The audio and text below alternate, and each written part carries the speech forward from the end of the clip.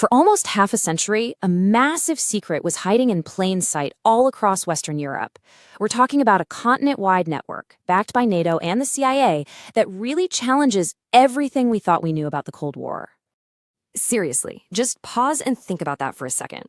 Imagine a secret army of covert operatives with caches of weapons hidden all over the place, just waiting for a signal. It sounds like something straight out of a spy thriller, right? Well, for millions of Europeans, it turned out to be completely real.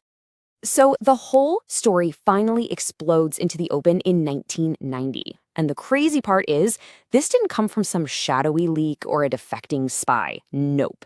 It came directly from the very top of a major European government. That was the Italian Prime Minister Giulio Andreotti. With that one sentence, he confirmed that a top-secret paramilitary unit existed in Italy. Its codename? Gladio, which is the Italian word for the short sword used by Roman gladiators. Just like that, the secret was out. And listen, this wasn't just some Italian thing. Andreotti's bombshell admission basically pulled back the curtain on a huge, coordinated network of secret armies that have been operating for 4 decades, all under the umbrella of NATO. So you have to ask, what was the official reason for creating these secret armies in the first place? Well, the answer goes right back to the deep, deep paranoia of the Cold War. The official concept was what they called a stay-behind network. The idea was, if the Soviet Union and the Warsaw Pact ever rolled their tanks into Western Europe, these hidden guerrilla units would spring into action. They were basically an insurance policy designed to make any Soviet occupation an absolute nightmare through sabotage and guerrilla warfare. You know, this idea of a pre-planned resistance wasn't even new.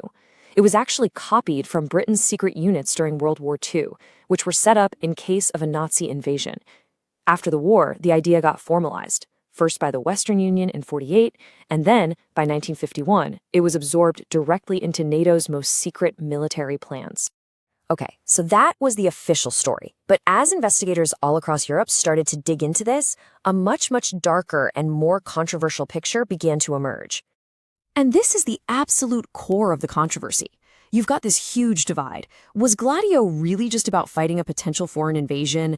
Or was its true purpose to wage a secret war against political movements inside its own countries, specifically the popular communist and socialist parties in places like Italy and France? This quote is just chilling.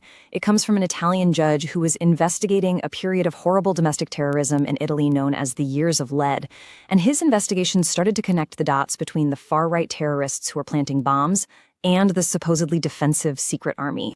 And the accusations just got more and more serious. A parliamentary report from Italy in the year 2000 went even further.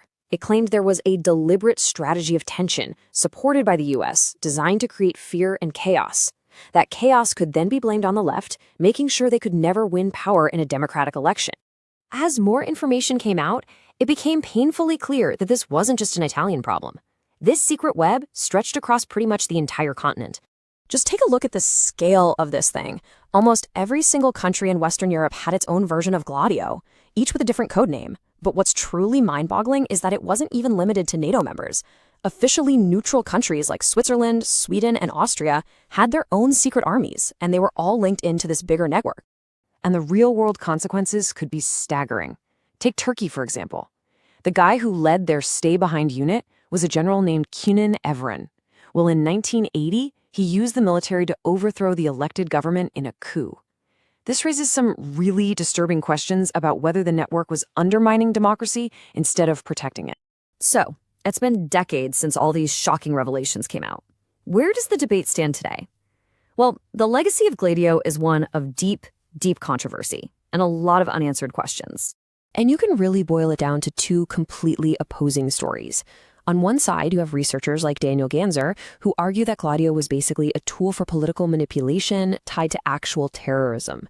But on the other side, the official U.S. position is that these were totally legitimate defense networks and that all the sinister allegations are just based on Soviet forgeries meant to make the West look bad. And here's a really key and very telling fact. Even though this network was spread all across the continent, only 3 countries, Italy, Belgium, and Switzerland, ever actually held full parliamentary inquiries into their secret armies. In almost every other country involved, the official response was just to deny, classify everything, and hope the story just went away.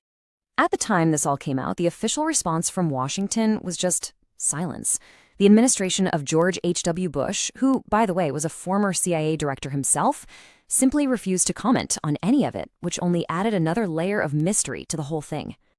So all of this leaves us with a really fundamental question.